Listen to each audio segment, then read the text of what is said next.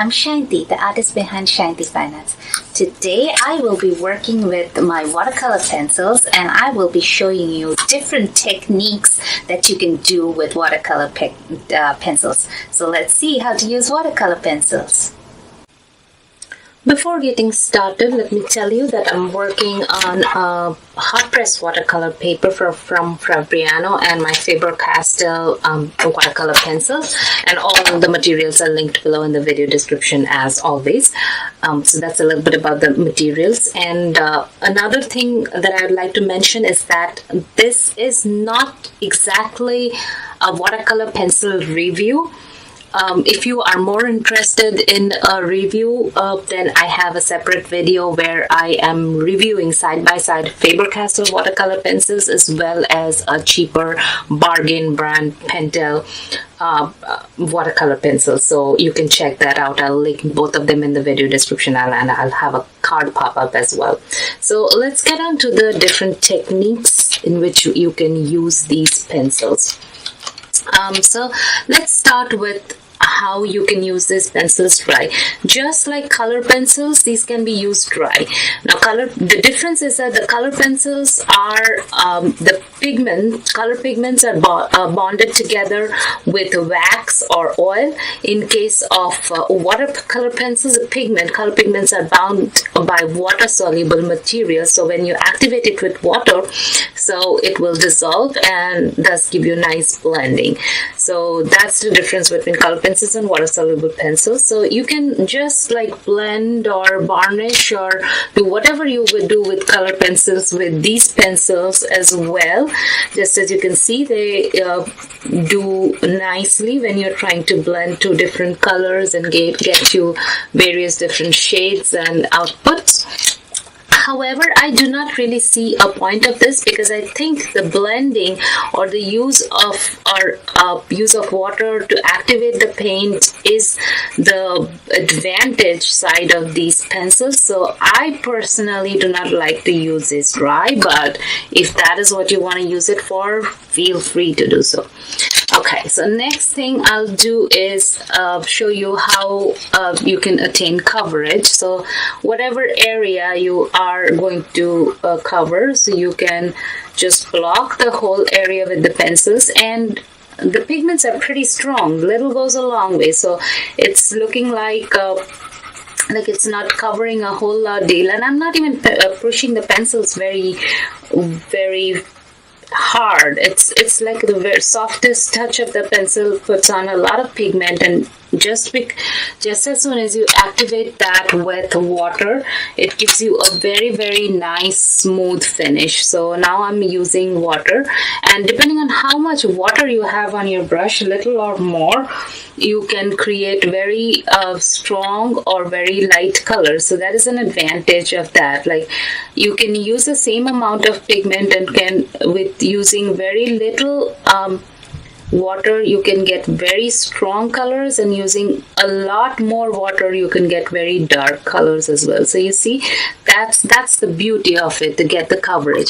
And if you have like really large areas that you want to cover, they also have a magnum version of these pencils where the pencils are a lot more wider, so the nibs are bigger, so that way you will be able to cover a bigger area faster, and I think that's just awesome.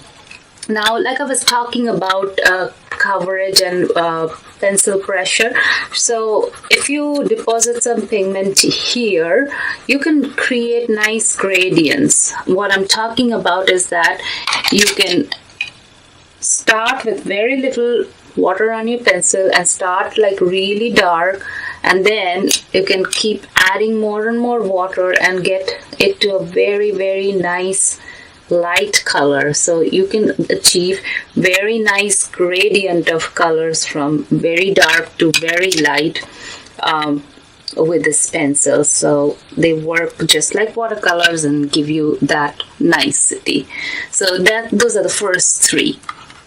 Next, let's talk about mixing colors. Like if you have a limited color set, like I have only a 12-piece set, and say I do not have a green. I do have a green here, but just say I do not have a green, and I want to create blue, mix blue and yellow together and create green. I'll show you how nicely you can achieve that. So, and how different gradients and use of pigments, less or more, you can just using less or more of water, you can get the same kind of different kinds of green with the same two colors. So here is a solid yellow, and as I move on to this area where I have put in two colors, you can see how nice and strong that color is. Now I can pick that color a little bit more and bring it over here and get a very nice hue of green instead of that stronger green that we see on the end. So you can see that you can kind of have infinite possibilities of mixing colors. And they blend wonderfully, like they don't even leave a mark behind, as so nice they blend. You will never have a pencil mark showing through that's how nicely they blend. Another cool technique that you can do is application of dry pencils on wet color. So I have put some blue pigment already and I have got that activated, got that wet, and now I'm going to use a blue pencil, a different blue, I mean depends on what you want, and then I can draw on top of it, and you can see using dry pencil on wet surface has much more intense colors than having the same color on a dry surface. Like, let's see, if you do it dry, it's much less intense, but if you do it on the wet surface, that is much wet, much more intense. Next, let's talk about layering. So I have put on some yellow pigments over here, and next I'm going to take a yellow ochre and just layer this color on top of the other yellow, and I'll show you how it gets nicely activated and it can be used for layering. And now you have a different kind of yellow. Now you can keep on layering wet on wet or dry on wet and get a multitude of different kinds of effects of layering. Like I'm using a brown on top of this a little bit at a time, just to show you how nicely it layers and how many layers it can take on, once again activating it. Next I'm going to use some orange on that area as well, and I'm just going to put a little bit at a time, and you'll be able to see how nicely it will all blend together, and you can keep on layering as many color on top of the other. And that's another nice way of doing things too, because you know, if you put purple on a paper it looks different, but if you put blue on top of red, that's a very different vibrancy of purple that you will get. Now we're going to use it.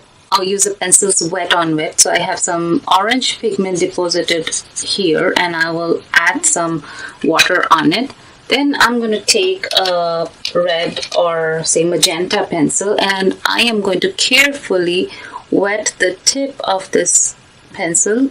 Make sure that you wet only the color pigment part and not the wood, because they're very fragile and that would damage the pencil. And then you can just do it like use the pencil on top of it, wet on top of wet, and that totally gives a very different effect from how we tried, how it worked when we tried dry on wet. So and then you can activate it again and get some more textures or colors as well.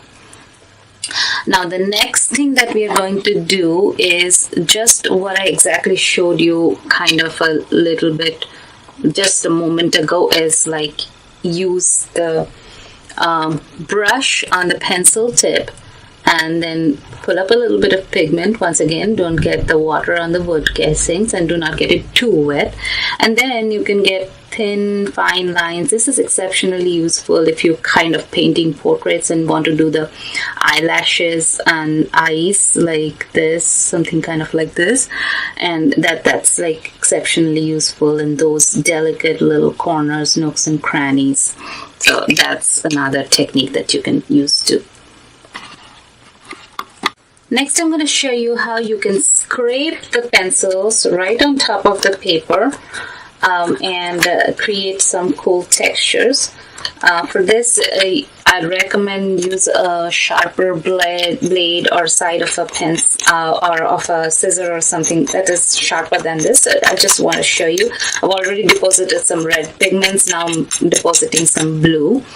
And then once I add a little bit of water to it, it will create some nice cool textures that I think are very nice for creating some background effects with minimal effort. It's nothing like humongous, but that's something that, you know, I really like, a little bit of splatter effect kind of thing. And that you can also do on an already wet surface, and that will create another different kind of effect. Now the last thing that I want to show you is how you can use it like a spray technique.